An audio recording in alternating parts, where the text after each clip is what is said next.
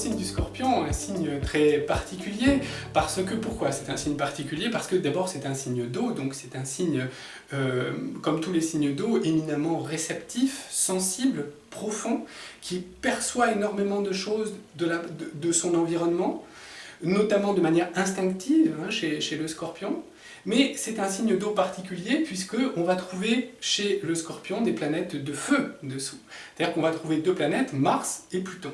C'est-à-dire qu'on sent que cette eau, qui est peut-être calme en apparence, en fait, sous cette eau se cache un feu ardent qui bouillonne, qui fait des bulles, qui remonte à la surface. Donc c'est pour ça qu'on a cette eau des marais, des marécages, vous voyez, parce qu'on sent qu'il y a quelque chose qui a envie de jaillir de dessous, comme un volcan finalement sous la mer. Alors que sont ces planètes Pluton et Mars? Eh bien, elles représentent effectivement nos instincts, nos pulsions également, et qui parfois remontent à la surface, crèvent cette surface et s'expriment de manière un peu désordonnée, voire un peu violente dans le monde.